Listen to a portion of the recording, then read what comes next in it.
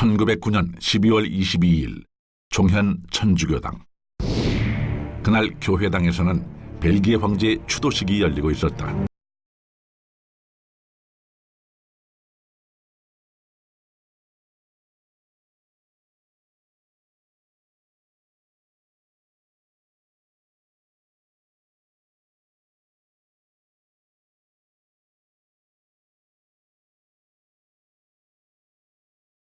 대한제국의 고관 대작이 경호대를 거느리고 교회당을 빠져나왔다. 인력거에 올라탄 고관 대작이 막 정문을 빠져나가려는 순간 군밤장수 청년이 고관 대작에게 달려들었다. 등과 허리에 큰 상처를 입고 죽은 듯 쓰러진 고관 대작.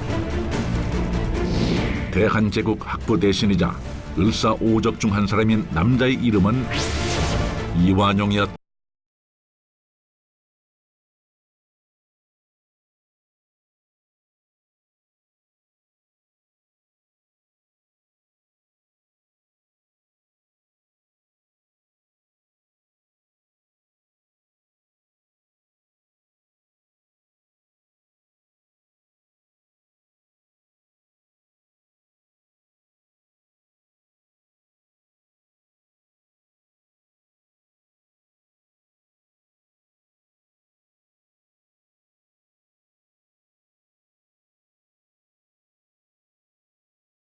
그의 이름은 이재명이다.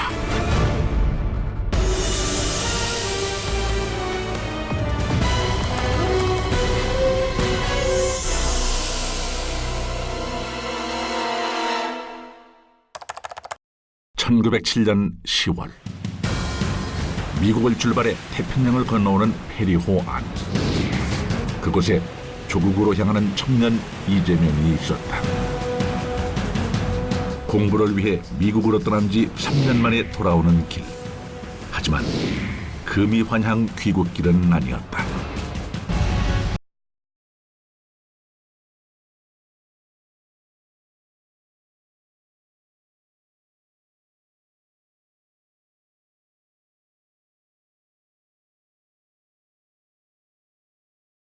이제는 사건을 빌미로 같은 해 7월 고종 황제를 강제로 퇴위시켰고 군대까지 해산시킨다.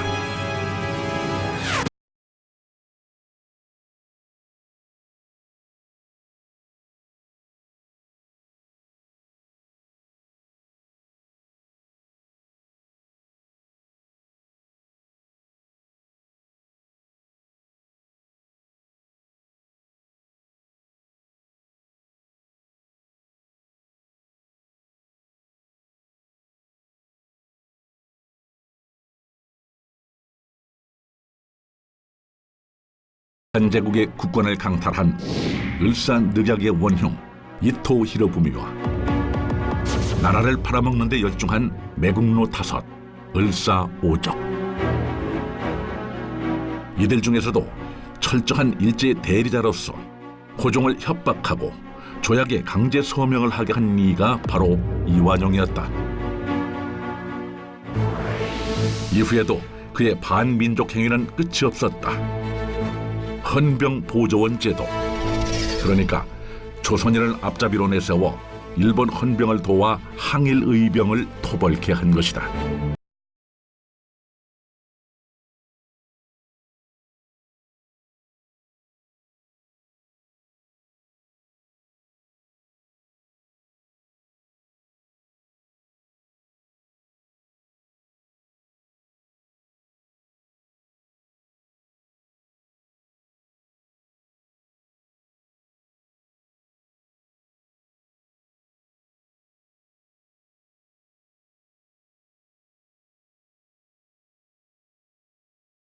귀족 자귀를 받았고 죽은 뒤에는 일본 왕실로부터 두 번째로 높은 대훈위 국화 대수장까지 수여받았는데 왕족을 제외하면 이완용이 유일했다. 그는 일장기를 찬양하며 다음과 같은 글을 남기기도 했다.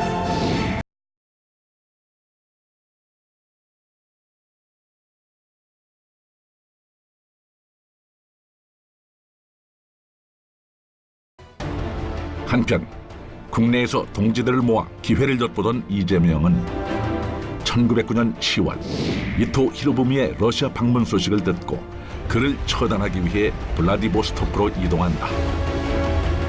그런데 하얼빈역에서 놀라운 소식이 날아든다. 대한의군 참모중장 안중근이 이토우를 처단했다는 감격적인 소식이었다. 사실 이재명은 이미 그해 1월에도 이토우를 제거하기 위해 평양역에서 대기하다 동행한 순종의 안전을 염려한 도산 안창호의 만료로 다음을 기약해야 했었다. 이토우는 죽었고 목표는 명확해졌다. 을사오적의 수장 매국노 이완용이었다. 이토우 히로부미 처단 2달여 뒤 마침내 이재명은 이완용에게 비수를 꽂는다. 현장에 있던 대부분의 사람들은 물론 이재명 역시 이완용이 즉사했다고 여겼다. 폐가 뚫렸고 늑간 동맥이 절단돼 엄청난 출혈이 생겼다. 출혈이 멈추지 않으면 절명이었다. 하지만 매국노의 명줄은 질겼다. 하필이면 일본 외과기의 최고 권위자가 당시 대한의원, 지금의 서울대병원 원장으로 부임해 있었던 것이다.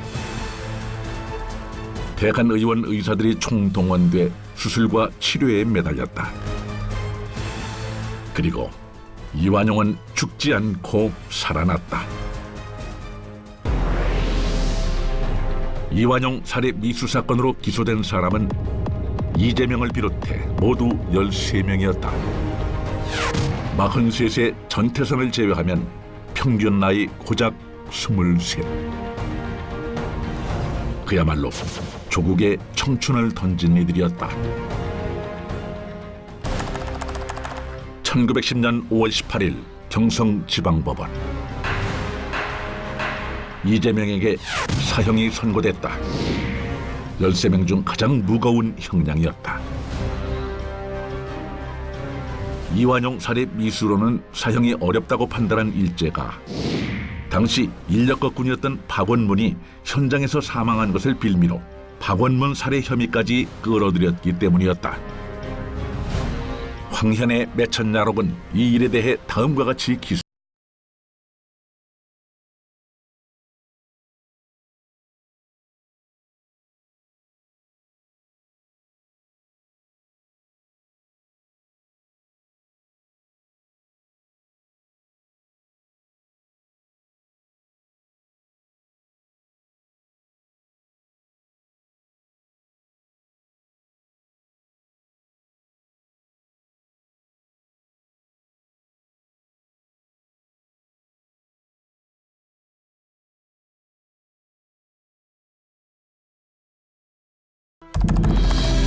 그리고 1910년 9월 30일 여러 번의 상고 요청은 기각됐고 이재명은 경성감옥 교수대에서 23년의 짧은 생을 마감한다.